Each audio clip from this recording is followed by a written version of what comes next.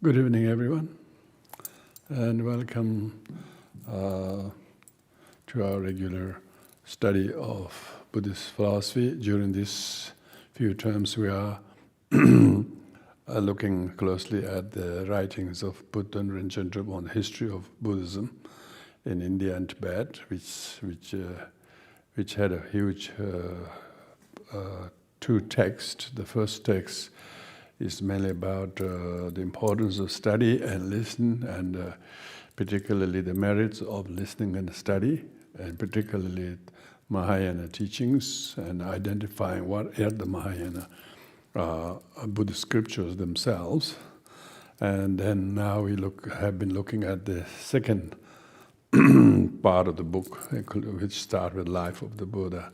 So we've concluded all 12 great deeds of the Buddha last week. Today we're going to continue the next section. Before we do that, let's do the normal recitation of the refuge and generation of the four immeasurables, which is not just a recitation, but we try to stay in that refuge and try to stay in that four immeasurable state of mind during the time. All times, particularly when we're listening and thinking of the teachings, if we do so with loving kindness and so on for the sake of all sentient beings, then it doesn't become just an intellectual, not just a theoretical, historical study, but we are in the meditative state of the four immeasurables under the protective pavilion of the three objects of refuge. So stay very tuned in that state. They usually say that when we listen and we study and read, we should formalize those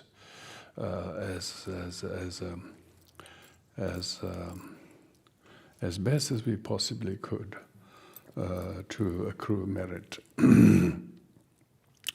In the Buddha Dharma Sangha, identified enlightenment by virtue, identified I share authoritative in the Buddha Dharma Sangha.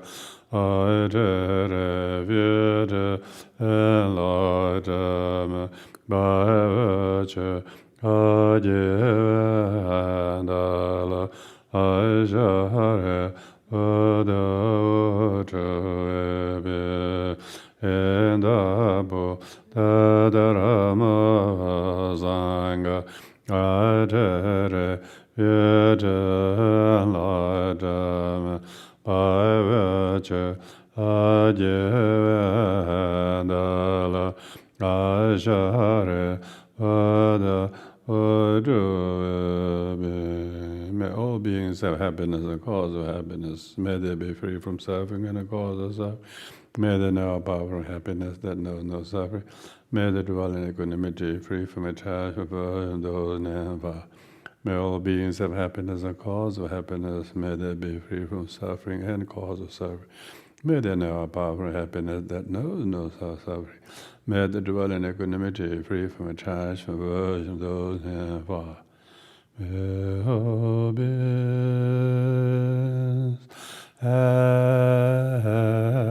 happiness and the cause of happiness. May they be free from suffering and the cause of suffering.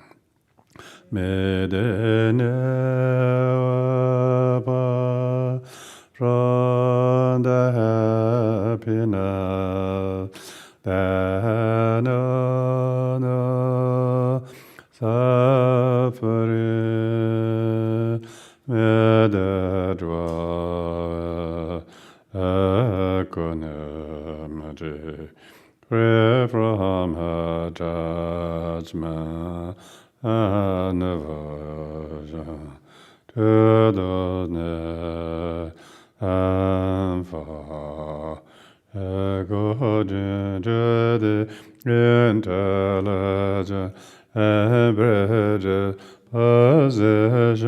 of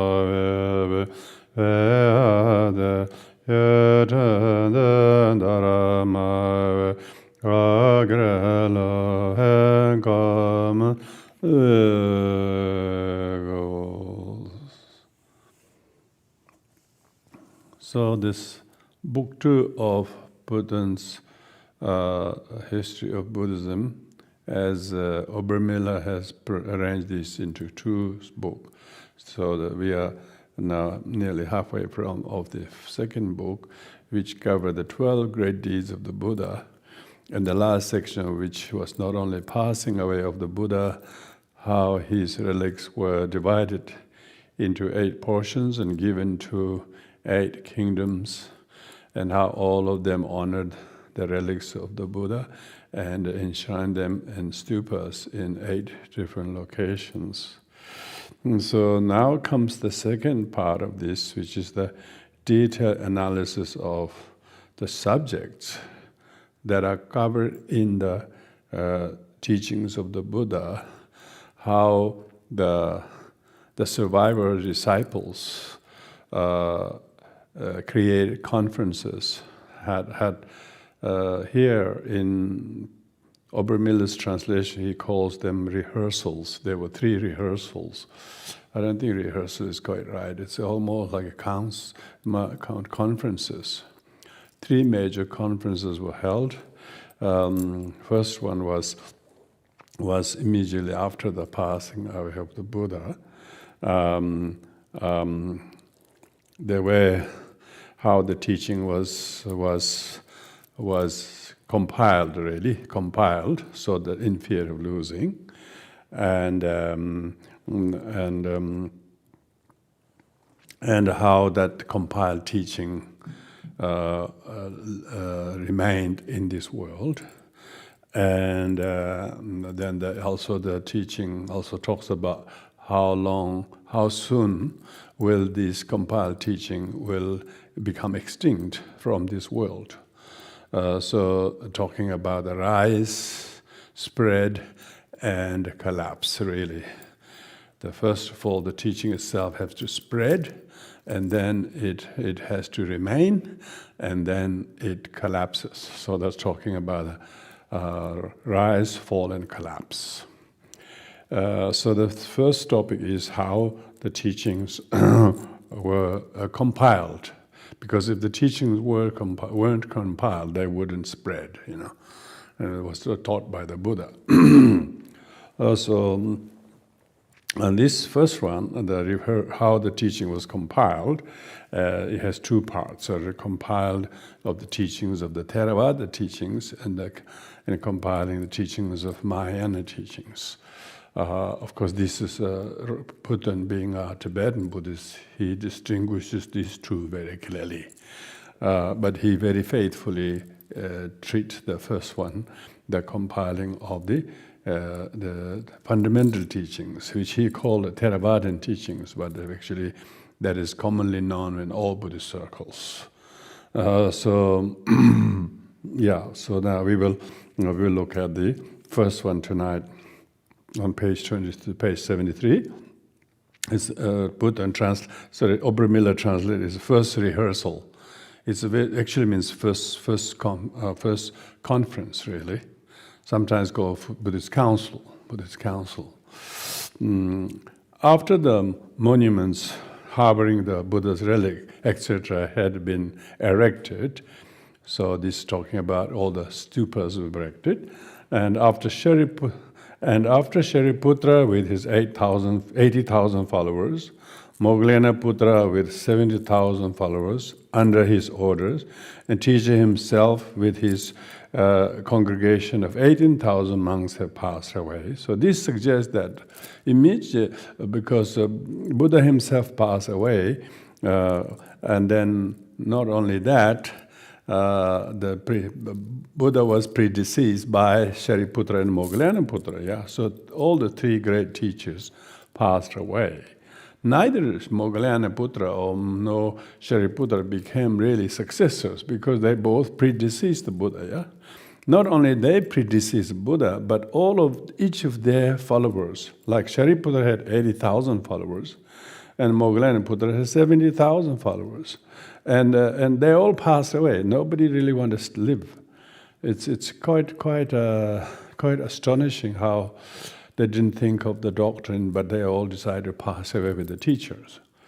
Anyway, when this happened, the gods whose life endures many eons began to show their contempt towards the doctrine. So the beings who wanted to cause harm to the doctrine said, "Oh, world of the teacher is disappearing like a smoke.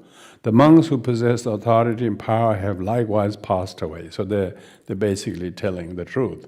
Therefore, the three codes of scriptures, so that's talking about Vinaya, Sutra, and Abhidharma, yeah, will never come to be expounded. So they're really worried that now the teachings will not be taught because all the three great masters have passed away. Just imagine if the teacher who had two main disciples predeceased him, and then he himself passed away. So that's quite a catastrophe. In order to put an end to this manifestation of contempt, because there was this kind of fear was spread as if the world will be completely become dark, there will be no teaching left. In order to put an end to this manifestation contempt, Mahakashyapa resolved to call a council of the clergy. So he wanted to create a council and they bade Purna to assemble monks. Purna is one of the senior monks, Arhats. He assigned him to assemble, basically. He called for a meeting. Purna, who was at that time abiding in the culminating state of mystic absorption, looked around to beat the wooden gong. So in those days, whenever they called a meeting, they have the meeting of Vinaya meeting, they always use a wooden gong to beat. Hopefully they're all fairly close by. These days we all text them. We all text and send email. Gong, whereupon all the monks, with the exception of Gavampati, assembled. So Gavampati, Gavam means cow or cattle, Pati means owner. That's his name, actually. He wasn't there. So Purna, having received the order to summon Gavampati by force of his miraculous power, flew to the palace of Shirishaka, where Gavampati was abiding, saluted him and said, because then Purna went all the way to find Gavampati to come to attend the meeting. So this is now urgent meetings, everybody, all the three masters pass away and they're all worried that teachings will suffer a great problem if we don't do something about it. And then he sent the people to assemble everybody. And then most important person, Gavampati, was needed for the occasion, and he went to relay the message. The congregation monks with Kashyapa at their head send their greetings to Reverend Gavampati. There is an affair concerning the congregation, therefore thou must speedily come. Now, Gavampati was free from passion and every kind of attachment, but under the influence of the force of friendship which remained in him, he asked, "O Reverend Purna, so has not the Lord passed away into another world for the sake of living being to be converted? Has there not been any strife, dispute, quarrel among the clergy? Has not any abusive language been used? Do not the heretics cause to turn back the wheel of doctrine that has been swung by the Lord? Have not these heretics assembled and done harm to the congregation of Shravakas? Have not the heretical ascetics, the Brahmanas, heretical ascetics, and Parivrajaka's who are overpowered by passion? Have they not reviled the Buddha who is akin to the sun? Have not those whose mind are covered by darkness of ignorance caused any rupture in the unity of congregation? Have not the doctrine of the discipline of the Lord, as well as the sentences and words corresponding to the doctrine and the philosophical teaching likewise, have they not been rendered impure? Those who were of the virtuous behavior, have they not got their minds diverted from reading, reciting, and taking to heart the words of Scripture? Are they not assembling now for telling obscene tales? With mind possessed of doubt and uncertainty, do they not consider that which is not the doctrine to be such, and do they not speak of the real doctrine as not being it? Do they not speak of that which is not the real discipline as being such, and depreciate the true discipline in saying that is not such? The monks, obscured by the defilements of envy, do they not show contempt with those who are possessed of the virtuous behavior and who have unexpectedly come to them, instead of practicing 6 kinds of virtue that would give pleasure to the newcomers? The Brahmins and householders who were possessed of faith, have they not been diverted from their belief in the doctrine by the worthless monks and adopted heretical views? These head monks, have they not taken course of wrong means of livelihood? Do they not live on agriculture and traffic, or maintain their life by seeking a support of worldly power? After having commenced the practice of the 12 virtues of the rigid asceticism, have they not accepted shelter in the suburbs of cities, thus frustrating the obeisance of the ascetics? Those who are not really ascetics, do they not affirm to be such, and by this bring confusion among those who are not of virtuous behavior? Now, be this as the case may be, but, O Reverend Purna, this is especially what I wish to know. If it is right to say the congregation of monks with Buddha at their head, how is it that then thou sayest with Kashyapa at their head? What does this mean? The teacher who abided in the practice of highest commiseration and brought his activity to fulfill enlightenment, has he passed away and become merged in the plane of final nirvana without residue? And as the steersman of all that lives is no more, has not the world of living beings become confused? He who was endowed with the 10 powers is not himself overpowered by forces of evanescence. The teacher of living beings, the protector of who wakes us, has he now himself fallen asleep? Has the sun of the Buddha gone down? The moon of the Lord sages, has it not been devoured by the Rahu, become invisible? This talking about lunar eclipse. They think the Rahu is the one who devours the sun and moon, causing the eclipse. So that's the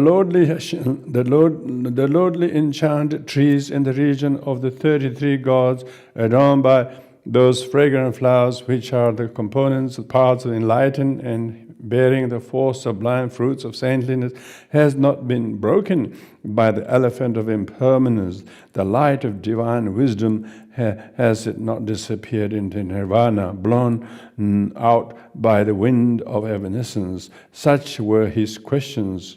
So Gavampati, who was living in deep meditative state, of course knew what was going. So he's just saying all these terrible things that happened because Buddha passed away and so on. So he's asking almost like, what's the point of you guys trying to come to invite me when all these things would have happened? He almost feel like saying, look, I'm going to die as well. Let's see what Purna says. Purna the messenger, Venerable Purna the messenger said this in return. O sage, In order to secure long existence of the for the doctrine, the congregation of the Shravaka has come together. We are all assembled. And being assembled at that place, they pray thee to abide with them and join in their work. The great ship, the Lord, has met with a destruction. And the mountain of divine wisdom has broken down. But there are still numerous ascetic of 4 kinds. These 4 kinds refer to the 4 types of arhats. Possessed of the highest sublime teaching, who are not idle. From them I have come here as a messenger in order that the teaching might be established, though must come with me in any case. So Purna does exactly what he came to do. He says, look, we don't please, all these things, most things, the Lord has passed away, but in fear of losing this teaching, we are all gathering there, we're trying to do something, please come. And then Gavampati said, enough of this, O Purna, it is not the time to go. I had the intention of going to that place where the protector light world abided, but as he has now departed to that world of perfect peace, who really wise will go into this world? This alms bowl and these religious garments of 3 kinds, give thou to the congregation of the monks. I shall go there where I find peace and no further rebirth, and pray those possessed of the sublime intention to forgive me. Now, Gavampati has said, look, I'm not coming. What's the point of me trying to come? Please give them my bowl, alms bowl, and the 3 dharma robes, and I have no intention to follow you and come to you. Having said thus, he manifested his miraculous power and died on the spot. Yeah, that's quite interesting, isn't it? All these arhats are passing away willingly together with the master and have no intention or no courage to remain behind, work for the benefit of sentient beings. His body was consumed by fire that sprang forth from it by itself. So his body was consumed by fire miraculously by itself. 4 streams of water then issue from it, and the following 4 verses were heard. So this is the kind of spectacle in which the arhats could pass away. And then there were these 4 verses. At present, the times have become evil. Living beings rely upon their own actions. The lighter world has passed away. Therefore, all must now choose their path themselves. The active elements of life, being accumulated, disappear at once in a moment. Subject to the suffering of birth, etc., and possess of passion, the ordinary beings indulge in the conception of the ego. You must know that there is not such a thing. He who is wise must become attentive through constant thought and must be zealous in appreciating all that is virtue. The living beings in their multitude, they all pass away and perish, and the bloom of life is liable to change.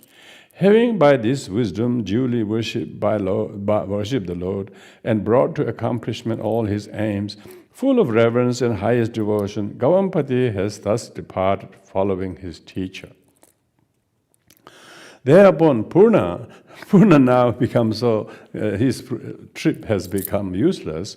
Thereupon Purna, by the force of miraculous power, returned to the place where the congregation was assembled, made his salutation, presented the mendicant's bowl of Gavampati, and said, he has heard that the body of the Lord exists no more, and by the force of his virtuous deeds he has passed away in perfect peace. Here are the religious garments and his mendicant's bowl. He prays the congregation to forgive his intention. So he relays the message, how Gavampati passed away. Now, thereupon Kashyapa said, hearken ye, O monks.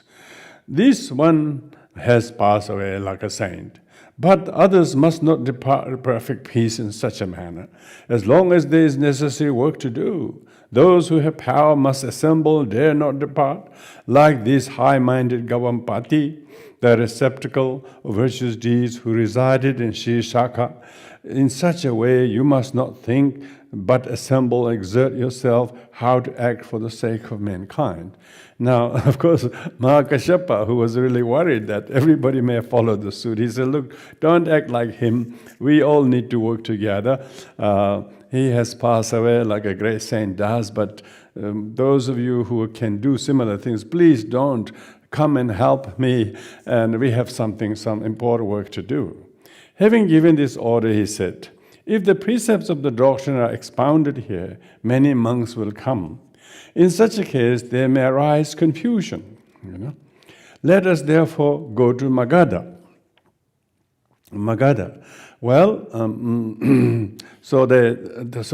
he realized that they have to go to Magadha. Magadha is the capital of King Ajatasattu. Well said, the other members of the congregation. Then they sent away monks who were all still under discipline and appointed Ananda, Ananda verger.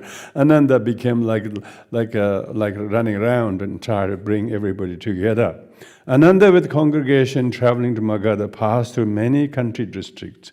But Mahakashyapa went straightly without remaining about, came to Rajgriha and was seen by Ajatasattu. Ajatasattu is now the king. He's the king of Magadha.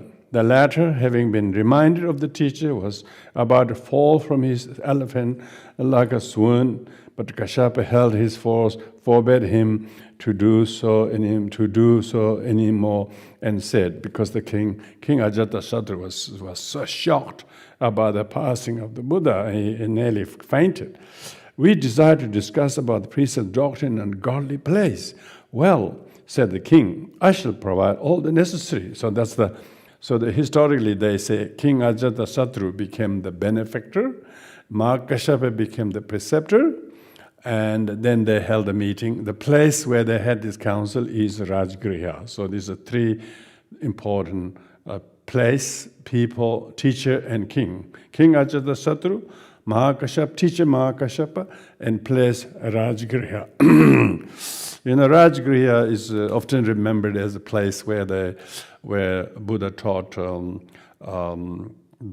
Heart Sutra on Vulture's Peak, and also a number of other things. But after Buddha passed away, the Rajgriha is remembered to be the place where they held the first Buddhist council. So that's, the king said, I shall provide all that's necessary. Thus they assembled, the king having ordered to prepare seats, couches, other requisites, halo of Negroda tree. The summer fast was then proclaimed. So it was the first summer retreat, really, the rainy season retreat. They assembled there. So that's the very first important historical event. If they really wanted to honor Rajgriha today, if possibly, right now Rajgriha is in a pretty chaos. It's a mixture of place that's largely visited for historic purpose by the Jains and Hindus. Buddhists are only going to Vulture's Peak, but the rest of the other spots where these sort of things happen are barely marked and people don't even know the significance.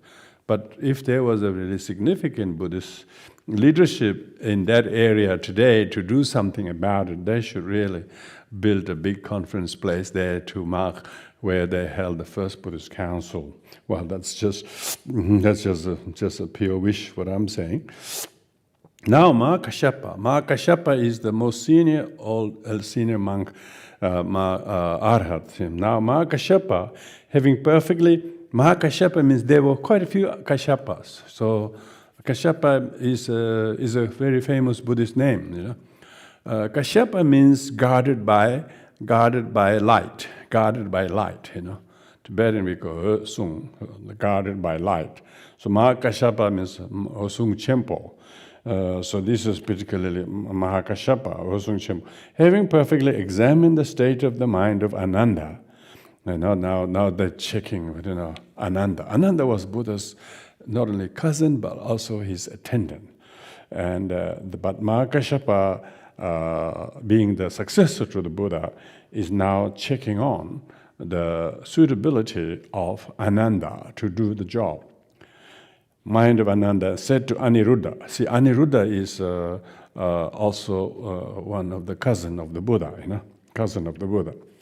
Amidst this congregation, who has been praised by the Lord, there are such who still, under the rules of discipline, are not possessed of the passion, hatred, infatuation, desire, and egocentric properties.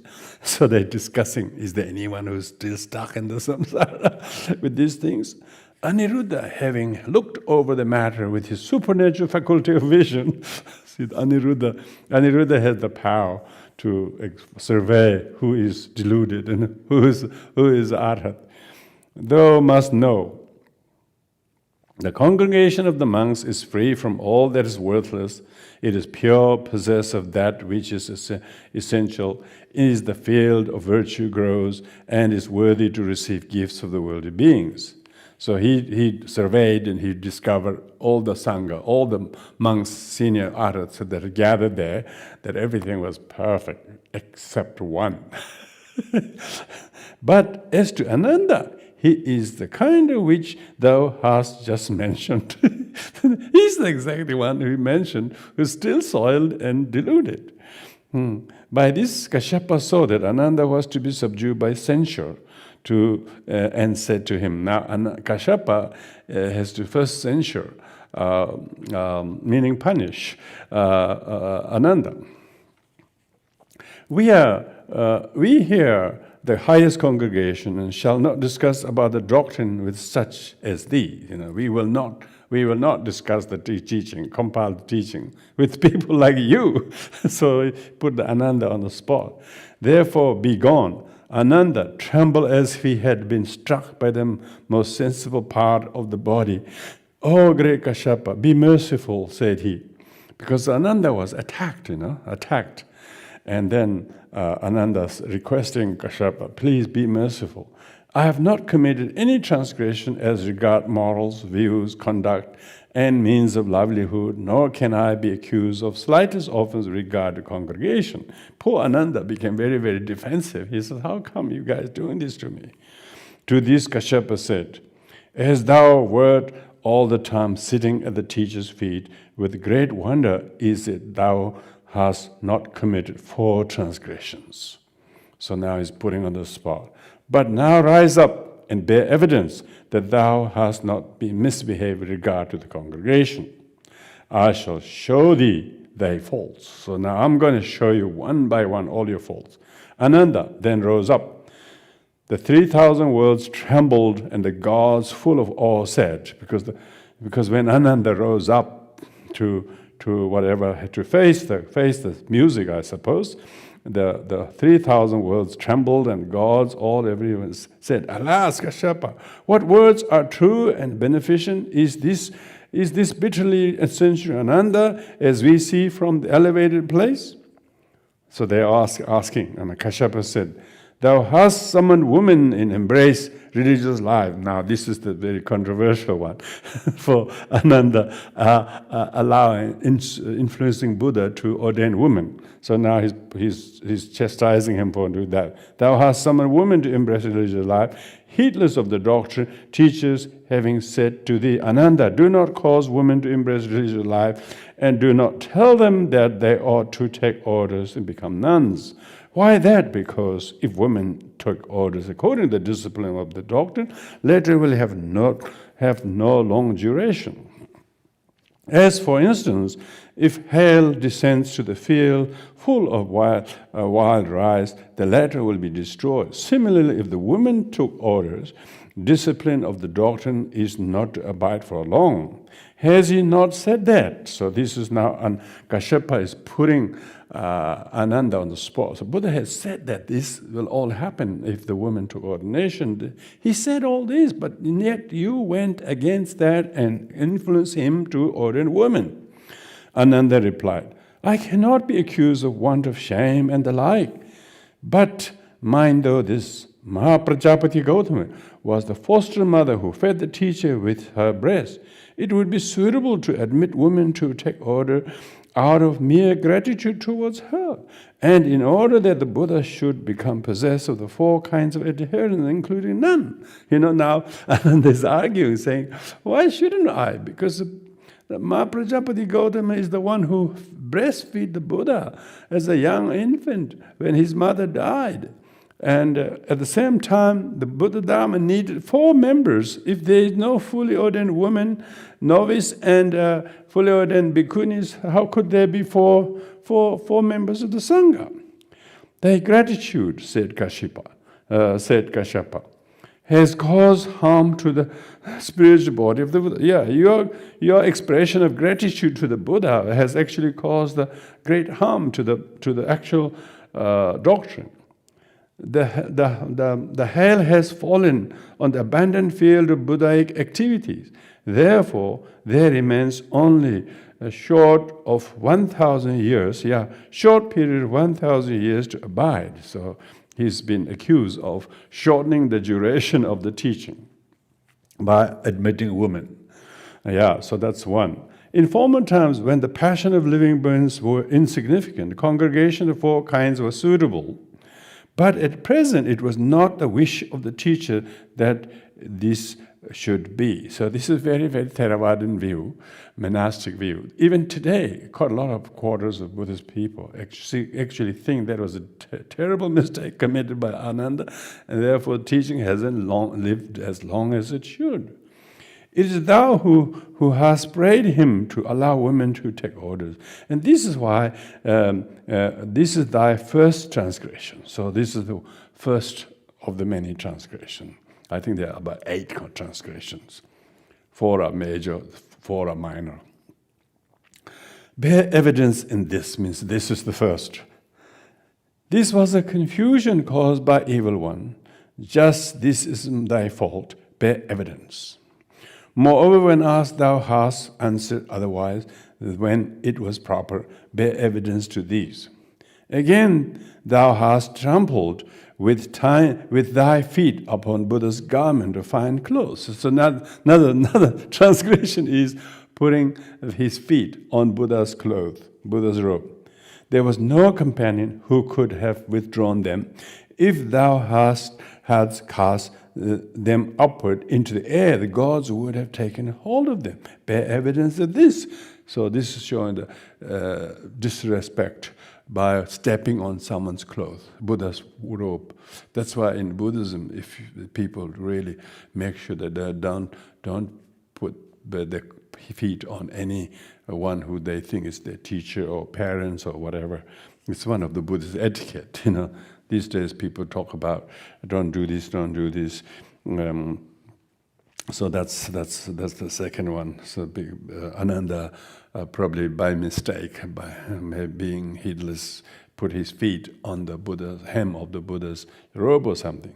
Furthermore, thou hast brought muddy water. See, he was accusing offering Buddha muddy water for the teacher. This was because 500 vehicles had passed Kakuta River and its waters were troubled. Thine is the fault, because the water was made muddy by 500 bullock carts that has just crossed the river. If thou hast held up thy hands, the gods would have presented water of 8 different tastes. They say, they don't have to go to collect the water at all if that was the case.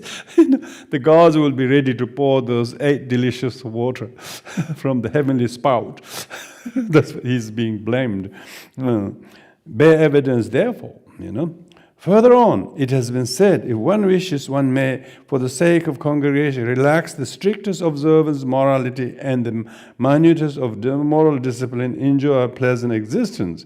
Here thou hast not inquired about these minutiae. So it's also blaming him for not asking about these details about the moral ethics to the Buddha.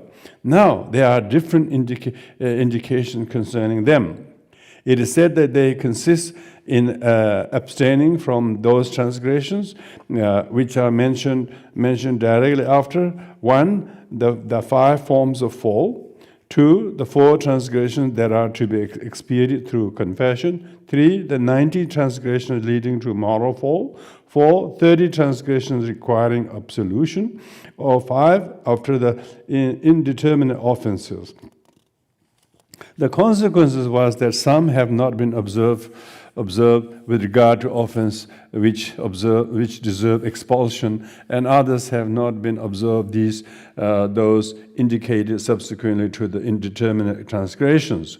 So these are all talking about the Vinaya vows of the monastics. Owing to these circumstances, the heretics have got an opportunity to revile the doctrine. This is another fault which thou hast committed. So this is now Ananda is being accused of making these mistakes. I was overpowered by grief at being separated from the teacher, replied Ananda, poor thing. Ananda was saying I was so grief-stricken, not being able to ask him or do anything about this. Just this very grief of thine is not to be pardoned, and therefore bear evidence. Again, thou hast exposed to the sight of laymen and of women the concealed private parts of Buddha's body. Now, I know that women are full of passion, replied Ananda, but I thought if they would see the private parts of the Buddha's body, they would become deprived of the female organ. It's the first funny reason, isn't it? He became pretty, something must have obsessed him. Just by having such a strange thought, thou hast committed a fault, bear evidence therefore. So it is a strange, it is a really strange thought. Give reason to make people see the Buddha's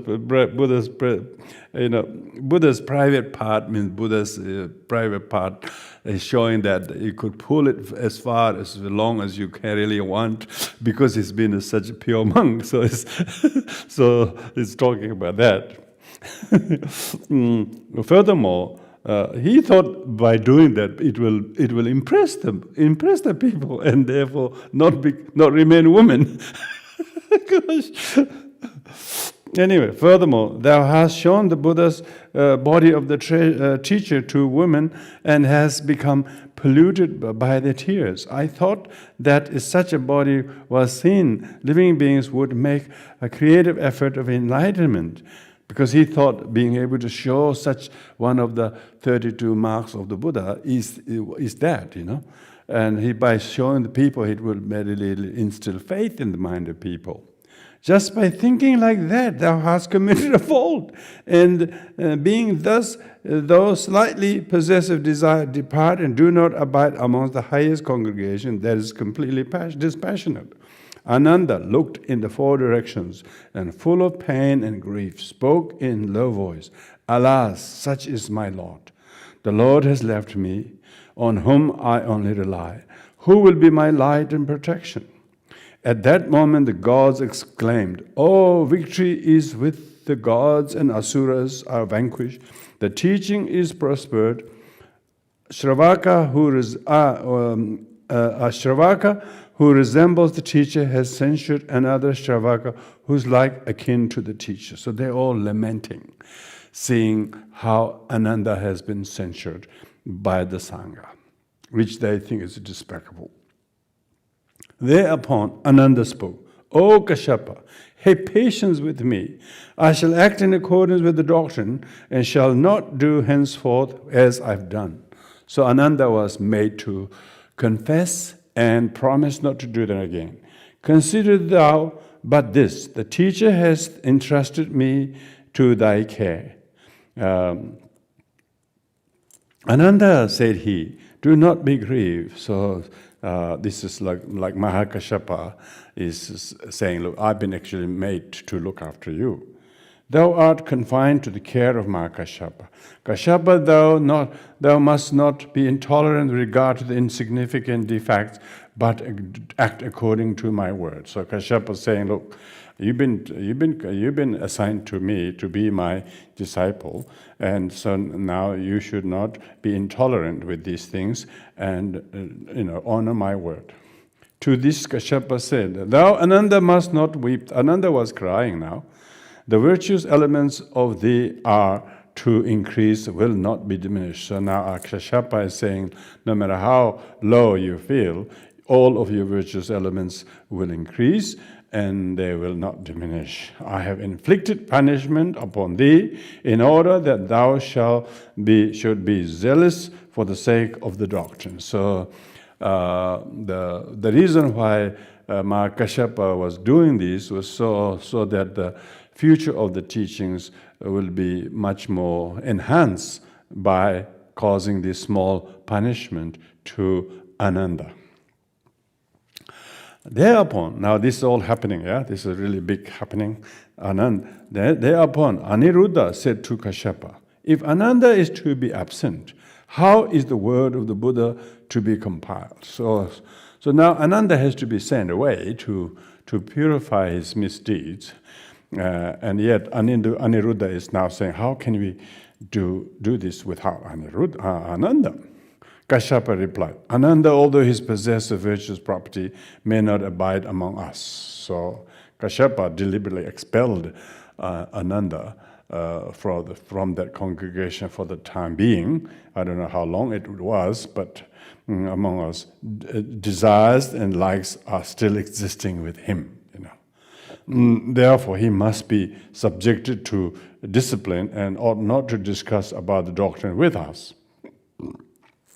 After he said thus, be gone thou, Ananda, when by thy zeal thou hast become an arhat, then we can discuss together. So he said, look, you go away.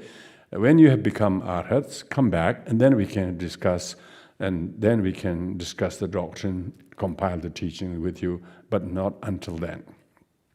So there's this big sort of shock, I suppose, but as a necessary sort of thing.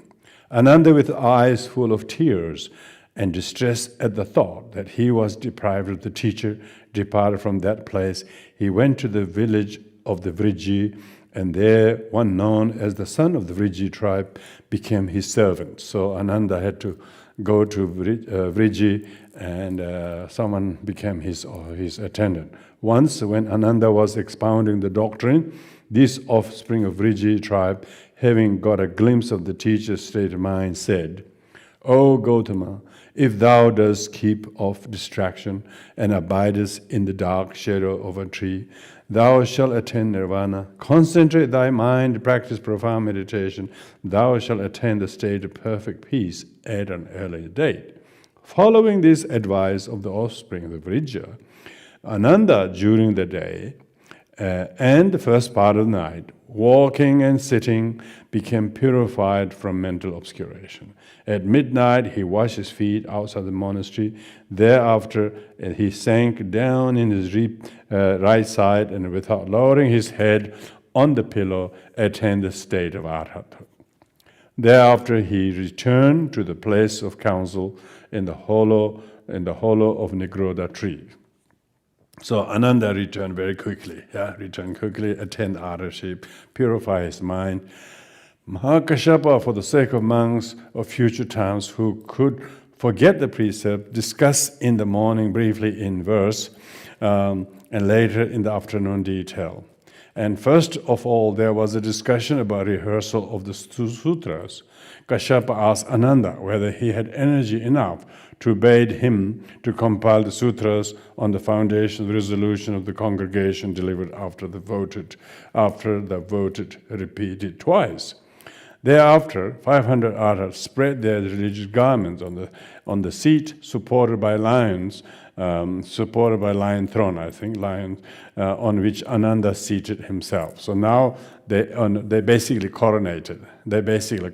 Enthroned Ananda to become the teller of the sutra.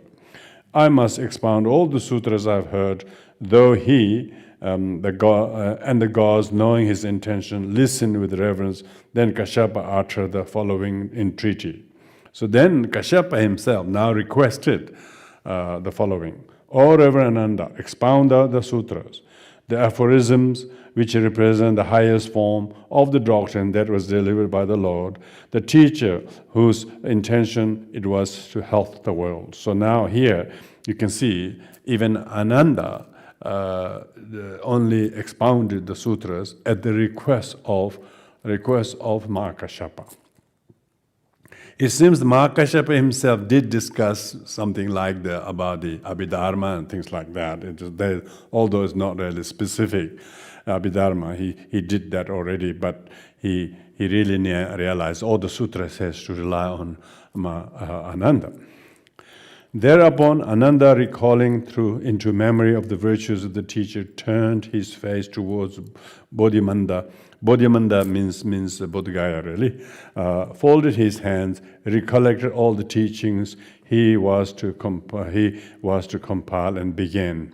This is what I have once heard. This Evam Maya Sutram. So this is thus I have heard. You can see how early this translation is for Obermiller. There was no word that translated, thus I've heard. This is what I have once heard. So actually, same, this is what I have once heard, and thus I've heard. This probably more literally this one correct. And this is what I have once heard. The Lord was abiding in Benares. So this is talking about the first sermon, yeah?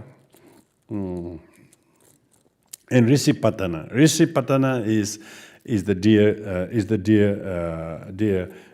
deer grove, and the grove of the antelopes.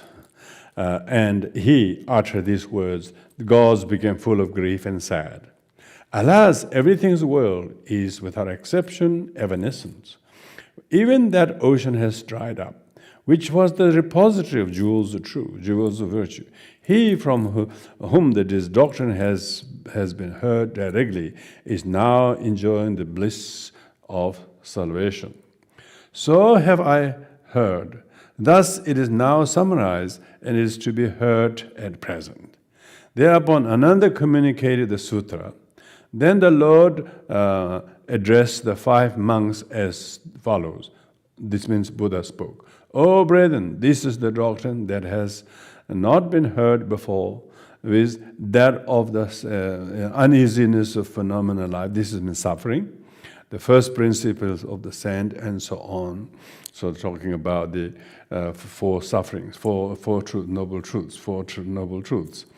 Then Kaudinya said to Kashyapa, because Kaudinya was one of the person who attained arhathood, hearing this very doctrine from the Buddha.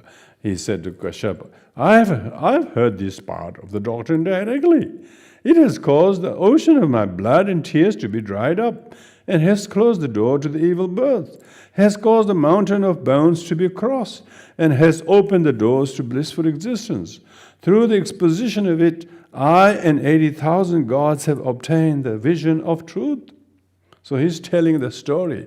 And what you just heard, Ananda retelling, is the very words that made me to realize, see the truth, along with 80,000 gods. Now today, it is communicated as having been thus heard in the past. Alas, everything is evanescent without exception. Thus saying, he descended from his elevated seat and sat down on the ground. Others likewise descended from their seats and said, we have witnessed the exposition of this doctrine directly, but now, owing to the force of evanescence, Lord can at present only be heard and not directly seen. Yeah, now they can only talk about what the Lord said. Before, it was them who actually heard it, and now they couldn't believe the change of his things. Thereafter, the Arhats, perceiving their supernatural vision, asked Ananda, is this the word of Buddha that is acknowledged by thee? It is the word acknowledged by all of us, replied Ananda. And in his turn he asked, is the word acknowledged by all of you such as I have communicated? It is just that, replied the Arhat. Then Kashyapa thought, the rehearsal of the first aphorism has not met with any objection and must therefore be the true doctrine. So they realized, as Ananda sort of retold the story, everybody agreed that this was the very real exact words that they, by hearing it, attained arhathood. And so they're all now coming to realize how accurate Ananda's memory is. And to Ananda, He said, how has the second aphorism been communicated? Ananda continued, so have I heard, etc. What is the uneasiness, meaning suffering, of existence? The first principle of sand, it is the uneasiness accompanying birth and so on. So it's talking about uneasiness means suffering, yeah? Suffering of birth, order, sickness, death, meeting with the good, winning or rising or fame or whatever. All of these things are subject to change to its opposite. How has the third aphorism been communicated? Oh, brethren, the material group of elements does not represent the ego. So it's talking about there being everything being suffering, it's impermanent, and there's no self. Now it's talking about does not represent. Talking about any of the five aggregates does not represent ego. This is no self, talking of no self. And this and the following Ananda repeated, and the 419 arhats established that which he has said as the canonical text. So they all came to agree that every word that Ananda spoke consists of the exact word of the Buddha. The aphorisms contained in the teaching about the five groups of elements, this is talking about five aggregates, were compiled together, forming the part concerning the five groups. five groups. These five groups. So it's a very old translation. Five groups means five aggregates, yeah? The passage about the 12 bases of cognition were united as to form the division dealing with bases of cognition. So this is talking about 12. This is talking about the six sense organs, six sense objects. Yeah, 12 ayatanas. Basis of cognition means 12 ayatanas. The aphorism concerning members of the causal chain. This is talking about the 12 links of interdependent origination. A fourth principle in that Nidana section. The numerous passages delivered by the Shravakas were combined in the division of the speeches of the Shravakas and the sermons delivered by Buddha in the part containing speech of the Buddha. The aphorism containing the teaching about 37 characteristic features of the path, these are 37 factors of enlightenment, was compiled so as to form the division concerning the component parts of the path. So this is talking about the actual path.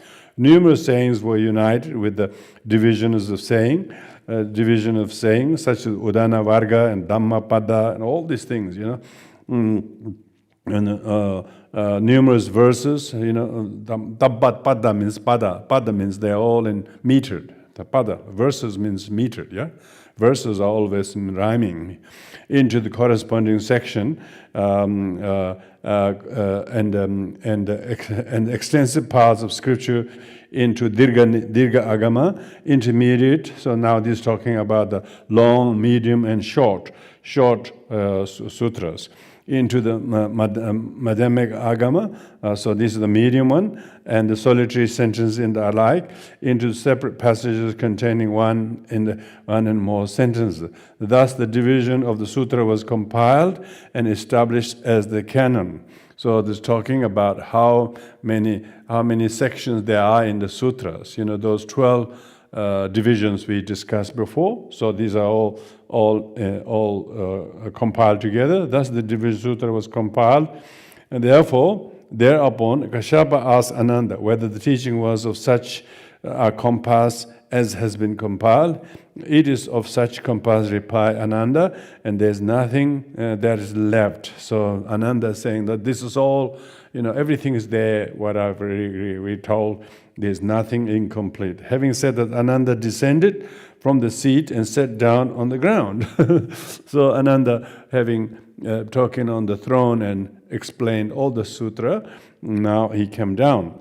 So this now the three Maharats, yeah. Mahakashyapa compiled the Abhidharma, and now and Ananda compiled sutra. Now Upali the barber, this is a famous barber, the barber who shaved everybody and then realized he's missing something, and then he himself became a monk later on and became very devout follower of the Vinaya by the book. So thereupon Upali was asked. Upali means one who's always nearby, who's always. That's just his name, yeah. who always is nearby, like attendant.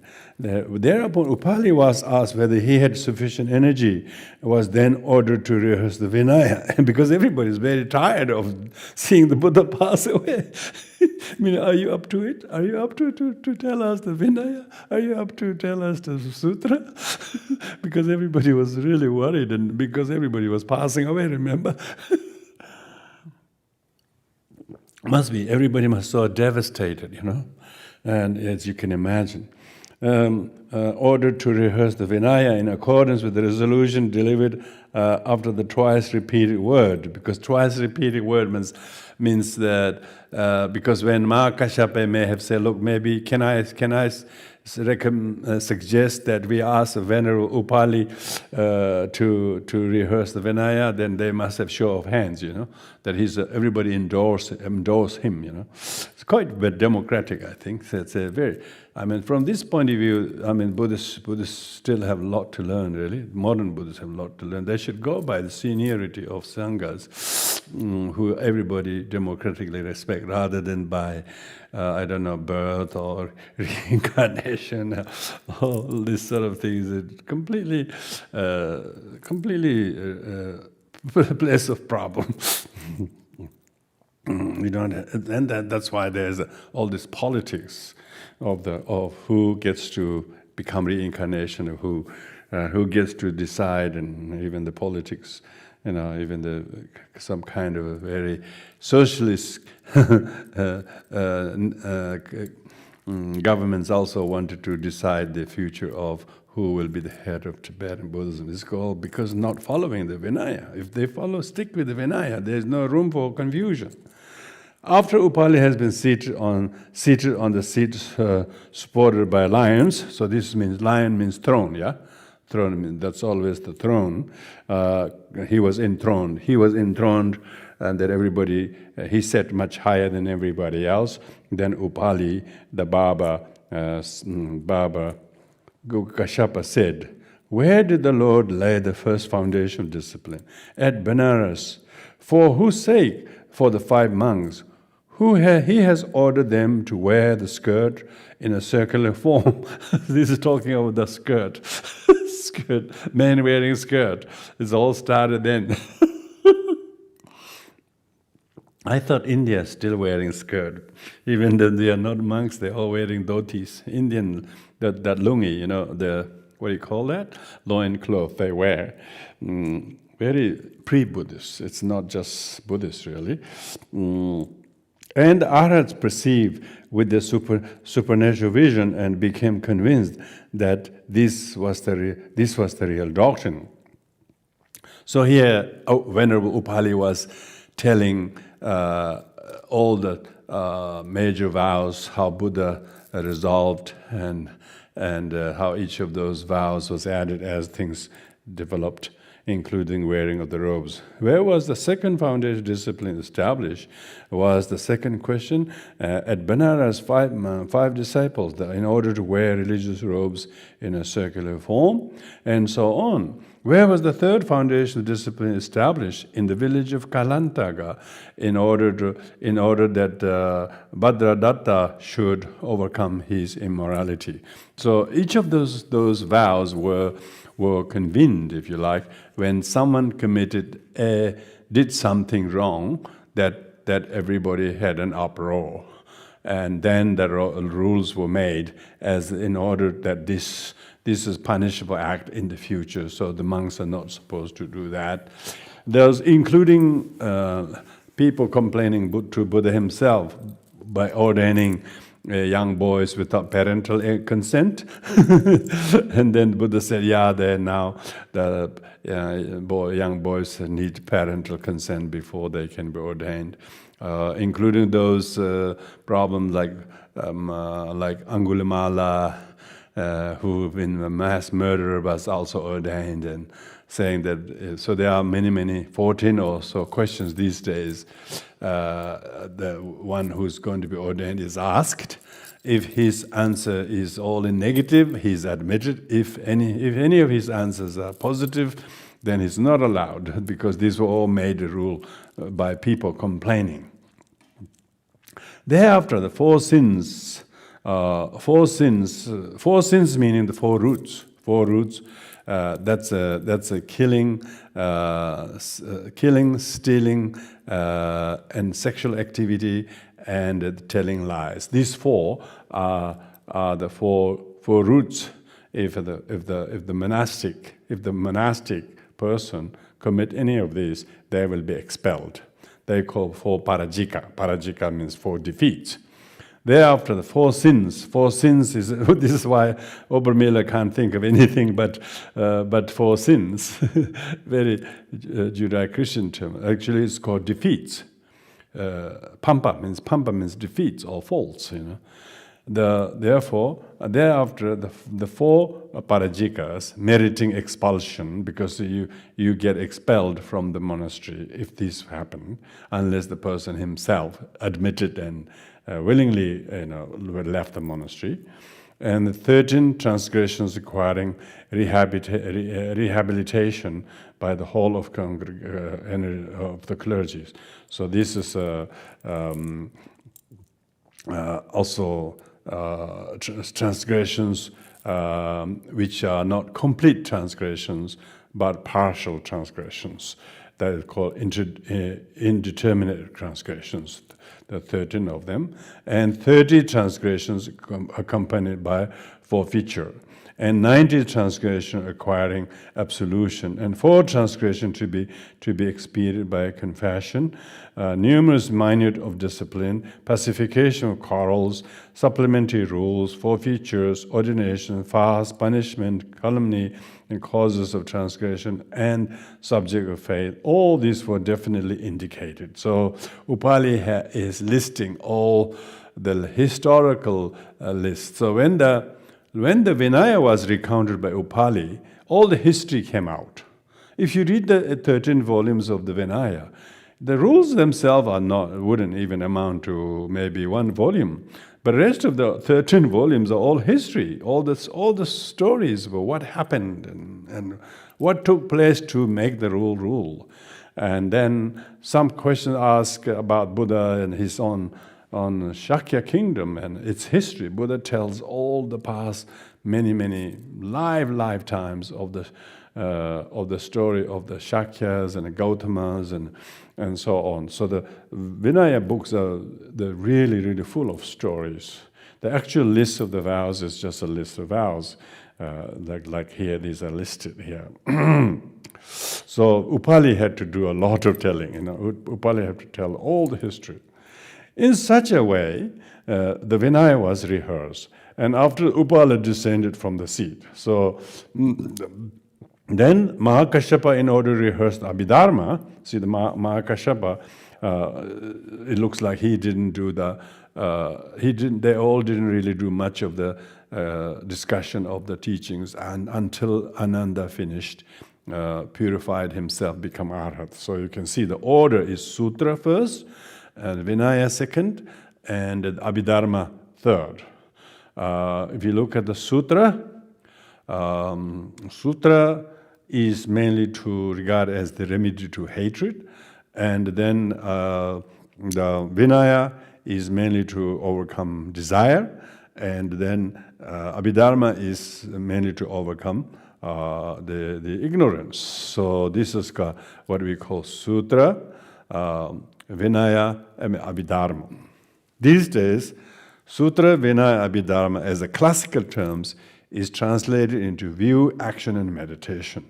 So the action is Vinaya, meditation is Sutra, and the jhana, view is the Abhidharma, because through meditation discipline you get the view. So the view is the last. So that's why Abhidharma taught by Mahakashyapa is last. Because Abhidharma is much more metaphysical and subtle and harder to understand. Whereas Vinaya is just do's and don'ts, And then the sutras taught by Ananda is much more detailed on how to do the meditation itself. So view, action is Vinaya, View is Abhidharma, and meditation is Samadhi. So view, action, and meditation. Sutra, Vinaya, Abhidharma. Then Mahakashyapa, in order to rehearse the Abhidharma for the sake of all living beings in future times, underwent the procedure of vote and resolution. Yeah, he also didn't just say he will do it, but he also took vote from all the 500 arhats, and having given him the vote of support and the resolution, then he, Mahakashyapa himself, then went on to rehearse, tell all the teachings of Abhidharma. Of the Abhidharma, I should speak myself. The Abhidharma is that which elucidates the essence of things cognizable. Cognizable means all the things that are cognizable, both visible and invisible, hidden and obvious, and very hidden ones. It consists of the 4 methods of intense mindfulness. So this is talking about the 4 types of mindfulness. Thereupon, as the 500 arhats thus rehearsed, so all the 500 arhats led by these three incredible Dharma masters, So they are the 3 compilers. They are the really 3 compilers. Compiler of Sutra, Vinaya, and Abhidharma. So we must know these names and identities. We have to say, who is the compiler of the Sutra? Ananda, And who was the compiler of the Vinaya? Upali, the barber. Who was compiler of the Abhidharma? Mahakashyapa, the first successor of the Buddha. So Upali didn't become a successor as such, but Ananda became successor to Mahakashyapa, as we will see. So as the 500 arhats thus rehearsed, the gods exclaimed, "Oh, gods have won and the asura have lost." They're really paranoid about the asuras. And the 500 monks received the name of the great compilers, the 500.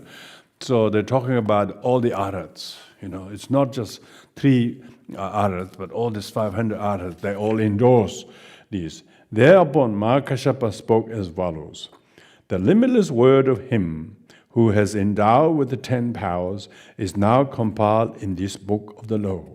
For the sake of mankind, it is possessed of light, since it removes the gloom of ignorance, wherever false views obscure and oppress the living beings." Then he thought, "I have rehearsed the words of Buddha as well as I could, and have through these, to a certain extent, been help to living beings. Now, he who is able to do this work completely, I, for my part, shall depart into nirvana." So, and he was, actually everybody really wanted to leave. They don't want to leave. There was no point hanging around. He says, "Now I've done my bit. It's my time to go. Having rehearsed the sermons of the Lord, I've established path of virtue. The word of teacher is to abide for long, being transferred from one disciple to another." This is the being transferred from one disciple to another. This is the lung. This is the transmission. This is what the Tibetan put so much importance. Not they invented. This is how every monastic heard it from his teacher. His teacher heard it from his teacher. This is being transferred from one disciple to another. So I don't know whether Theravadins or Chinese Mahayana does have this tradition of giving oral transmission. Now, if there isn't, it's a loss in terms of the hearing. Thus I've heard. You have to have heard it. These days, people say, "Thus I've read it." These people are only reading things. They actually haven't heard from the warm breath of the teacher. So, being transferred from one disciple to another, it will chastise those that are shameless. Yeah, meaning chastise those who try to say they heard even though they didn't heard. They will say they studied even though they didn't study. They never heard it from anybody. And support those who are modest. I have been of help and stored up merit, and time for me to pass nirvana has come. Now Mahakashyapa has said, look, I've been done my bit, have some merit in helping to compile this together, and therefore he became the first successor. He is the first. He succeeded Buddha because he managed to compile. Now what does it mean? Compile means that these arhats, who were many, they could now all remember word for word. And this remained as oral lineage. And therefore, thus I've heard, had continued from then onwards. Basically, everybody was a Bahushutra. Bahushutraya means one who heard many. One who heard many will remember word for word. Not only one who heard, remember the words, but he would have thought again and again and again. So he has the wisdom from hearing, and then subsequently from wisdom from contemplating on the meaning what he heard, and subsequently, so he has wisdom derived from meditation from what he heard and thought. So sometimes called good in the beginning, good in the middle, good in the end. And the Theravada point of view, classical Buddhist point, good in the beginning is about hearing the wisdom. Good in the middle is the contemplative wisdom. Good in the end is the meditative wisdom. Okay? These days, sometimes people interpret this good in the beginning as a motivation, and good in the middle is the main teaching, and good end the dedication. That's a really kind of very free interpretation of the use of these three wisdoms: hearing, contemplating, and meditating wisdom. And then now, Mahakashyapa, having fulfilled his role as a successor Buddha, is now anointing Ananda his successor. This is the history we're talking about. Now history is how Ananda, know thou Ananda, the teacher has passed away after having entrusted doctrine to my care. As I am now to depart into nirvana, it is thou who art to be its defender, and thou in thy turn art to entrust it to Shanavasika. So see, this is the whole thing. Here, Mahakashyapa foretells who Ananda's successor will be. Ananda's successor will be Shanavasin. Shanavasika, he has translated Shanavasika. Vasin means one who wearer of the Shana. Shana is a kind of a clothing, I suppose. Thereupon, Kashyapa, having worshipped the 8 monuments, Kashyapa traveled everywhere, all the 8 holy spots. Lumbini, Bodh Gaya, Rajgir, Nalanda, you name it, he went everywhere. Because in Buddhism we do this tradition. If you are fairly in a middle age or have done your bit, you always go on a pilgrimage. You go on a pilgrimage to those holy places, knowing that you will pass away soon. And those who have the merit to having been to these places, then they don't regret dying because they have been able to go on and pay homage to those holy sites. So that's exactly Kashyapa, before he handed over the role to Ananda, did that. Then thereupon, Kashyapa, having worshipped 8 monuments with the relics of the Buddha, then the truth of the latter, which was preserved in the realm of Nagas, rose up to the abode of the 33 gods. Means Kashyapa just straight away went to the heaven of the 33 realm gods. Then he beheld the truth of the Buddha that was kept there without winking. Placed it in a crown of the head, worship it, and said to the gods, "Be full of attention and devotion." Having delivered this word, he returned to Pajagriha. Ajatasatru, to whom he intended to announce his arrival, was asleep. "Make him awaken and call him to me." So said he, ascended the southern hill Kukutapada. Kukutapada is near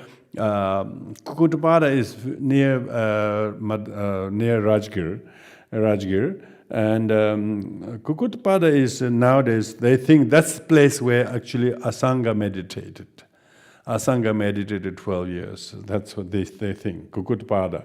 And strewed kusha grass in the interspace between the three hills. Then he put on the patch coal of the Buddha, uttered blessing that his corpse should not decay till the time when the word of Maitreya would be expounded. And having demonstrated many miraculous operations, pass away into nirvana. There is this story that Mahakashapa is still there, Mahakashapa's body is still there. Lots of people go on pilgrimage to the Kukutpada. Thereafter, the gods worshipped, spread a cover over the three mountains, uttered many sounds of lamentation, and disappeared. So that's passing away of Mahakashapa. At that time, Ajatasattu, this king Ajata, who had dreamt the lineage of his mother's brother belonging to the royal race, has ceased. He woke up from sleep, and having heard the Kashyapa has passed away, fell in a swoon. he just fell coma. Upon recovering, he ascended to the hill. This is the hill, the Kukutpada hill, and the yakshas withdrew the cover that was spread over the hill. King, having worshipped, was about to order that the body should be burned, but Ananda said, he has pronounced a blessing that his body should remain till the time when the doctrine of Maitreya is expounded. So that king, they were not allowed to touch. 930 millions of Shravakas and Maitreya will take the body of Kashyapa and show it, saying, this was the disciple Shakyamuni Buddha, the foremost of those endowed with the 12 virtues of an ascetic. It was he who compiled the teaching, and it will be known that the men of his age were small in size, and the teacher's great body great. Then Maitreya will say, there are the robes of Shakyamuni.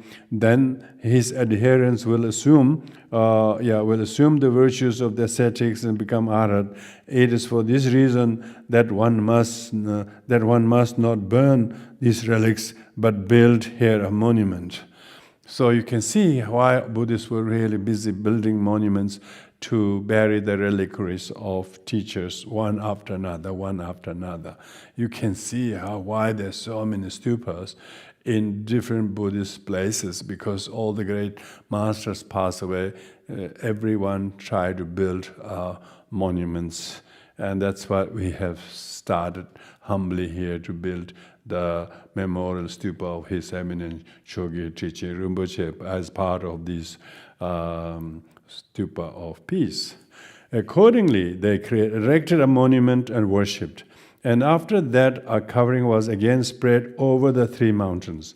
Then Ananda promised that he would show to Ajatasattu how he would pass away in nirvana, thereupon departed into the bamboo grove. Now, Ananda is Kashyapa's successor, and now King Ajatasattu, having been fallen in a swoon a few times, is also going to witness. The Ananda wanted to go and show him. While he was abiding there, this is a bamboo grove, Venyuvana. This is in Rajgir, in the town itself. If you go to Rajgir town itself, the bamboo grove is just near a big pond there. And you can still see the big bamboo grove. The Bihar government has made a lot of attempt to recreate the scene and the kind of ambience of bamboo grove, which considered to be a very cool, refreshing place. It still is actually beautifully kept. A lot of Theravadins go there to pay homage than to the Vulture's Peak. Because Theravadins don't really talk a lot about Heart Sutra, but they talk about Bamboo Grove is very, very famous Buddhist sites. And you can see, I felt so good when I was in Bamboo Grove. There's no doubt that was a blessed site. And Bihar government has tried to put a lot of effort into Bamboo Grove. So this is the interesting thing about the Buddhist history of Buddhism. It takes us all back to places where what happened. and what Buddha and his disciples did. And so the more you know the places, people, and the teachings, and what made a huge imprint on those. So Bamboo Grove. While he was abiding there, this is Ananda, yeah? Ananda spent a lot of time there. Shanavasika arrived. So this is his future successor. Shanavasika arrived after having fortunately crossed the sea and asked, I intend to celebrate 5 years feast. So he wanted to practice 5 years feast, but where is the teacher? He's passed away. Now, look, to me, the Shanavasika seems like someone who has traveled from the islands. He's maybe from Indonesia or somewhere in Far Eastern islands. He's traveled to have heard of the Buddha, and they came and he was looking for the Buddha. Buddha had passed away. Not only has Buddha had passed away, the Mahakashyapa has passed away. And he's passed away. And as he heard these Shanavasikas fell in swoon. Again, everybody was collapsing. And Shariputra and the rest. Shariputra passed away. You know, they only hear these big names. They're just legends, Buddhist legends.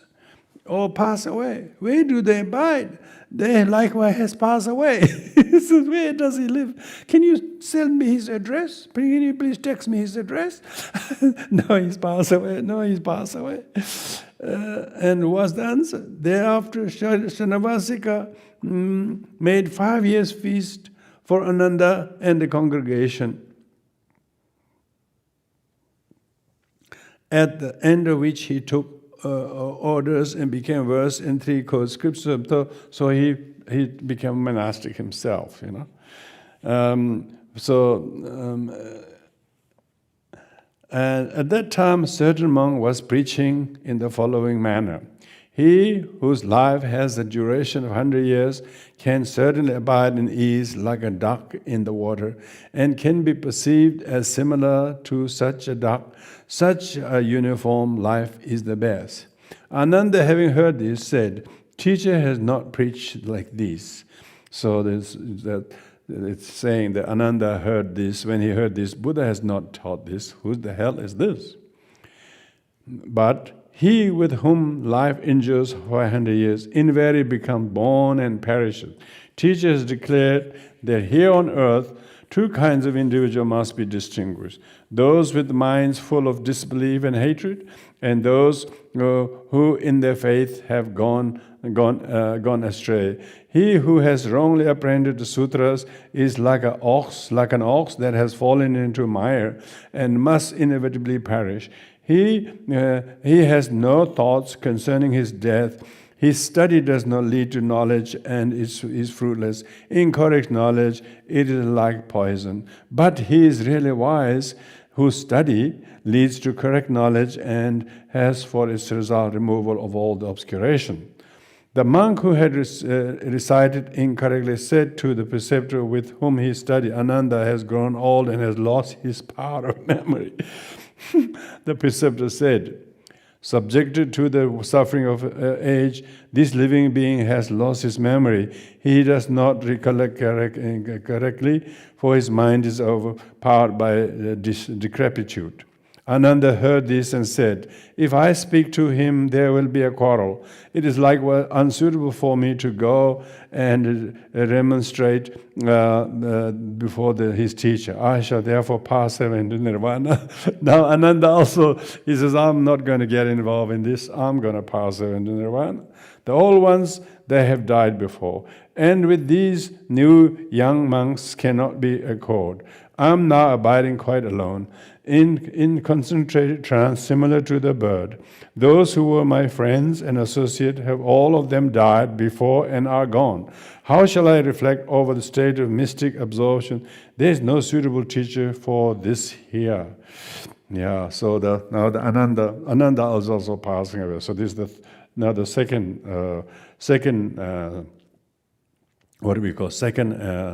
the patriarch. Accordingly, he said to Shanavasika. Shanavasika was going to be his successor. Yeah? Doctrine has been entrusted by the teacher to Kashyapa and by the latter to myself. I'm now about to depart to Nirvana, therefore it is thou who art to guard the doctrine. And he foretold that in the place called Mathura, So he's now forecasting his successor. Place called Mathura. Mathura is still a noun. Even today is a big city in India, They're not far from Delhi, Mathura. On the mountain called Murunda, Nata, and Pata, the sons of, this is how where the Mathura came from, Marunda, Nata, and Pata, the sons of merchant would build a monastery and become almsgivers of the church. He said, moreover, that Upagupta, the son of the Gupta, merchant of incense, should take orders. So this is the Upagupta. Upagupta is the fourth party. He's the one who became King Ashoka's teacher, So this is put you in the quite historical fact. Indeed, teacher has prophesied, 100 years after I pass away, this one will become a Buddha, though without bearing the characteristic feature of such, and perform the acts of peculiar to Buddha. Let it be so, said Shanavasika. Thereafter, Ananda sent a message to Ajatasattu and then departed in the middle of Ganges, because Ananda is said to have died in the middle of the river Ganges, maybe on a small island. A small island. King, having dreamt that the staff of his umbrella had been broken, awoke. After he had heard the message from Ananda, fell in a swoon. Then he recovered. He set out with his army in the direction of Ganges. At the same time, the god spoke to the inhabitants of Vaishali as follows. Vaishali is the place not far from where Ananda passed away. Ananda passed away. The saint Ananda, who's like a light for the animate world, has manifested his great commiseration for the multitude of living beings. This sage, having removed the darkness of suffering, has now come to Vaishali in order to attain peace. So that's the reason why these days Vaishali is very significantly remembered.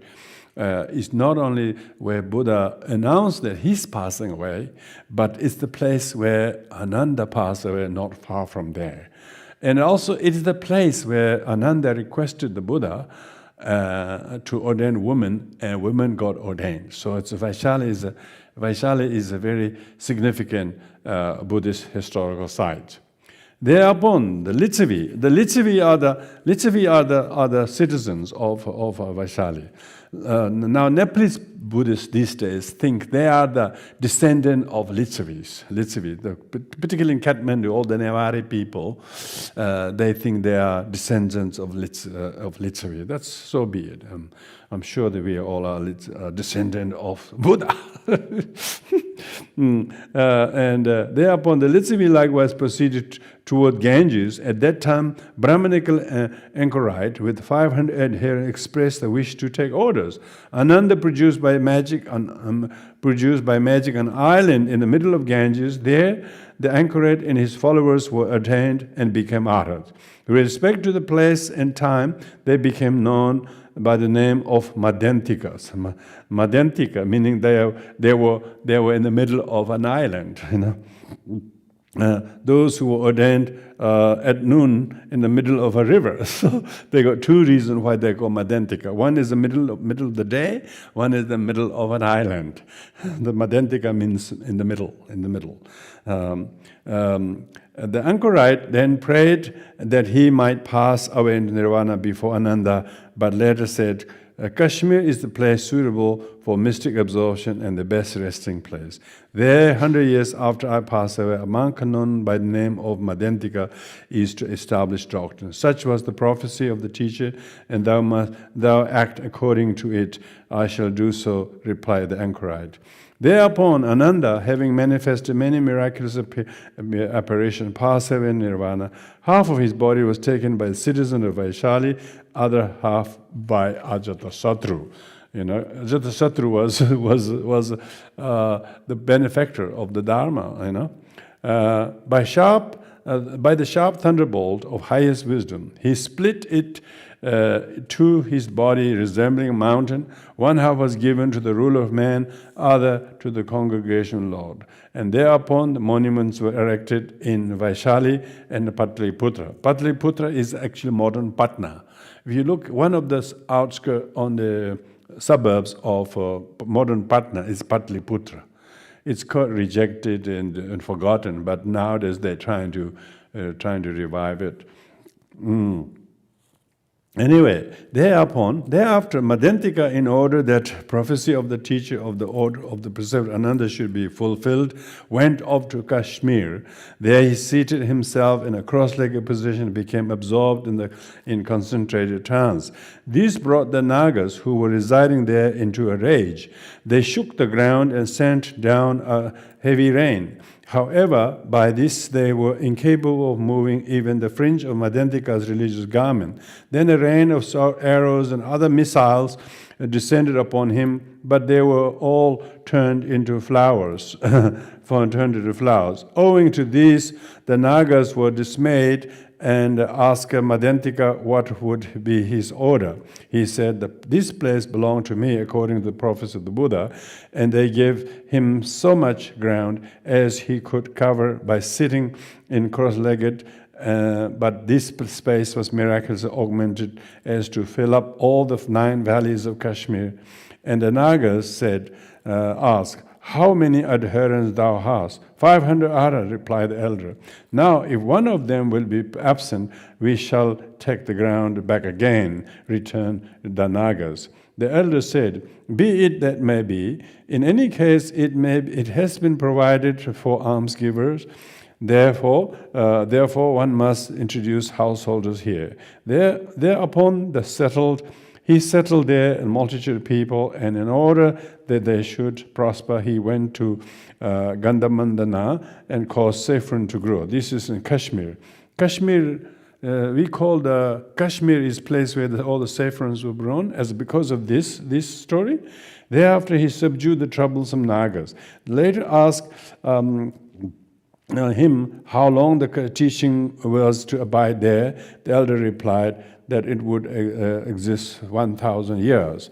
Then he consented to give up the ground for the time during which the doctrine of the land Lord was to exist there. So be it so, said the elder. Then after he established the church in Kashmir, the elder Madhyantaka passed away in Nirvana. Church was thereafter entrusted by Shanavasika to Upagupta. So this Upagupta, Madhyantaka was just someone else who played some role, but actual fourth patriarch is Upagupta. Church was thereafter entrusted by Shanavasika to Upagupta, by Upagupta to Ditika, and then Ditika to Krishna, and to Krishna to Sudarshana. These are the 7 patriarchs. Okay, let's recount the 7 patriarchs. The Mahakashyapa, Ananda, Shanavasin, Upagupta, and the Ditika, Krishna, and Sudarshana. These are the 7. And they all depart in Nirvana, one after the another. So this concludes the first council of Dharma by these 7 great patriarchs. So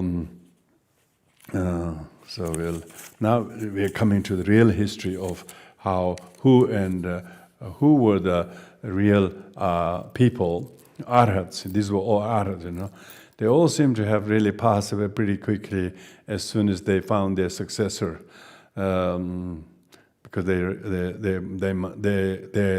all have been prophesied of who their successor shall be, but not much is heard to be found specifically after Sudarshana what happened. So we'll come to that later on. But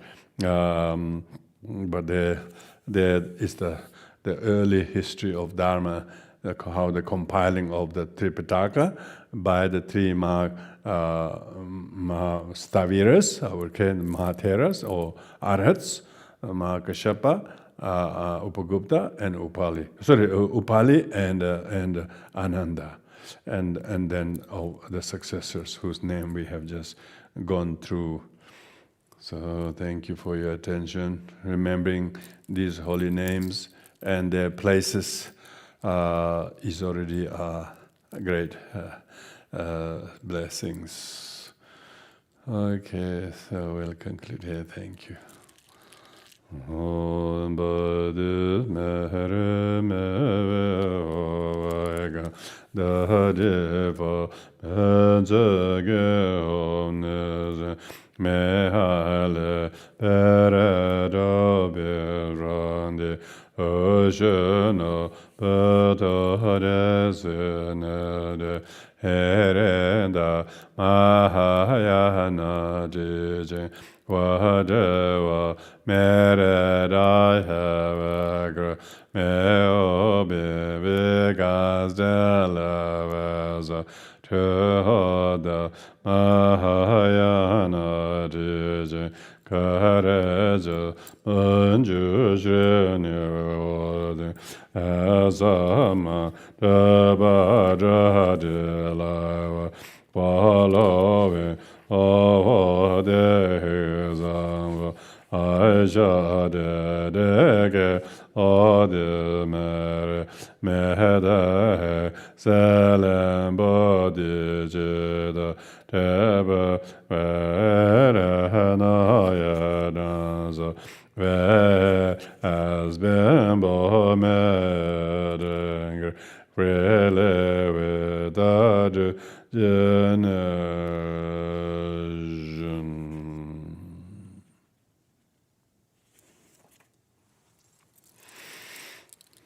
Thank you, everyone.